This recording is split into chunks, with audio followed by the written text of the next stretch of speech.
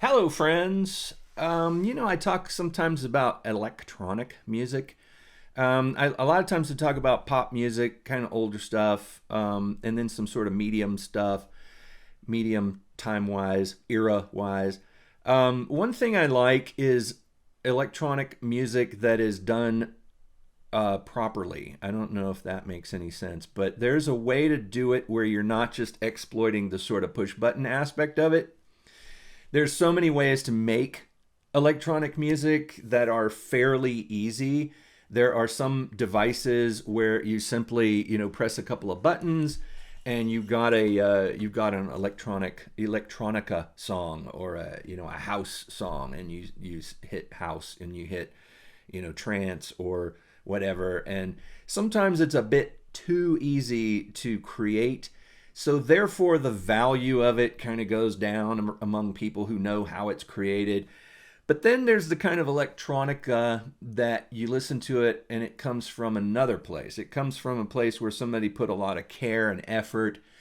The sounds are coming from machines that are bespoke. Somebody built this, somebody fabricated some Euro rack assembled music gear that they're using. They're not just using the presets. They're not using the sample loops that came with the kit that they bought. They're creating. They're inventing, and they're creating things that have a sound that you can listen to it and you know who it is. That seems to be the trick right there. There's certain electronica creators who I can't really tell who's who when I listen to this one and that one, this house beat and that house beat. I don't know who it is. But then there's others that you can kind of feel like, all right, I can recognize Orbital or the Orb or Aphex Twin. I can also recognize Boards of Canada. I really love Boards of Canada. Really great. One of those musical groups of maybe I think a couple guys, sort of like Daft Punk. But they do a kind of electronica that has a vintage vibe to it. I think there's a little bit of warpiness to it, like they record with vintage analog tape decks and things like that. I think they record. I don't know. I don't want to speak for them, but I think they use old gear to get a kind of a nostalgic old sound.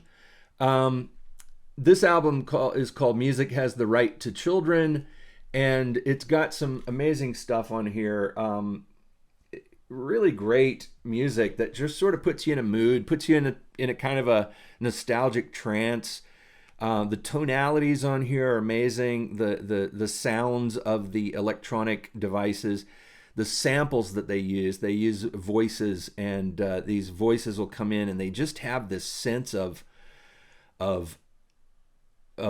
being vintage. The way the people talk in the sounds, I have a feeling that they got old recordings and old sounds of like a baby laughing or something that'll come in, and it makes you think not of a current present day baby laughing, but you hear it and it's bathed in this kind of slightly distorted wow and flutter analog vibe that makes you think that this is a baby of the past that you're hearing laughing, and the baby is laughing from the past, this lost past, and that sense that you get from the kind of vaporware vibe, where people say that it's got that kind of melancholy to it, like a feeling of a past that's lost, and the past where people were imagining the future, but that future never came.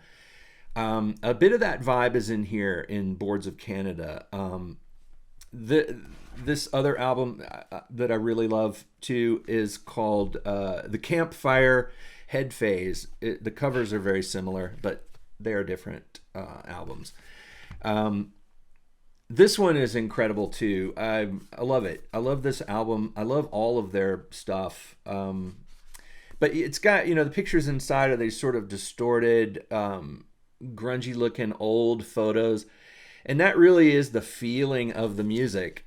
the fact that you can't see this clearly, the fact that these are people from the past that seem to have had their faces erased, like you've forgotten them, like they're they look like they're in Kings Canyon.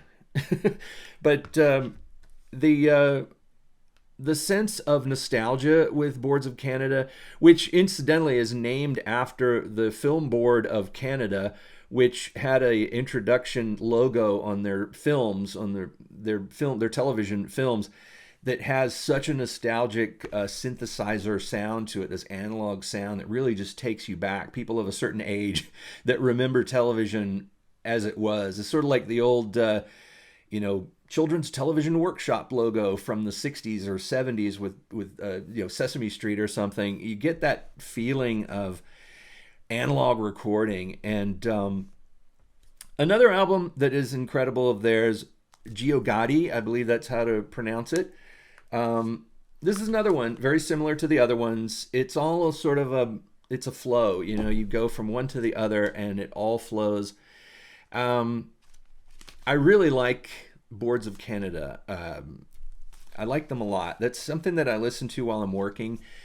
I do a kind of work where I can't really be distracted by lyrics, and I'm also kind of dyslexic, so if I have too much coming in, too much sensory input, my mind will always go to the music. It will always drift over to the music, and then I'm not working anymore. I'm listening to the music, and it's over.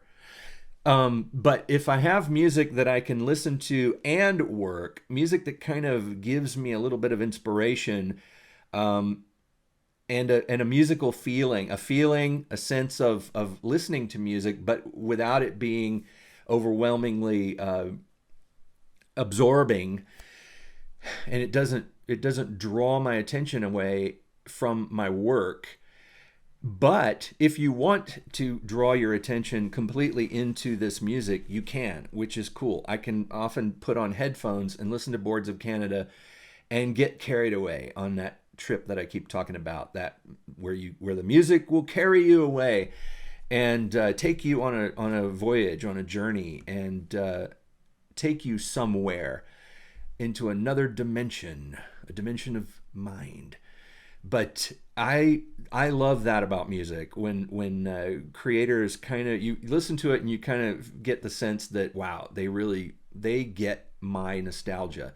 They understand what triggers those feelings in me, and it's like a smell, any sense that you have that takes you back, the smell of somebody cooking brownies or some certain perfume or something that will make you go, oh my God, that really reminds me. Music does that too, and I think Boards of Canada kind of tap into that vibe really beautifully. I really like Boards of Canada. Anyway, thanks for listening. I'll talk about them more later. Maybe I have some other work of theirs that I'd like to talk about as well. And but for now, I think that's it. Check them out if you haven't heard them, or not aware of them. Then I served a purpose, and hopefully you like them. But anyway, thanks for listening, and I will talk to you again real soon.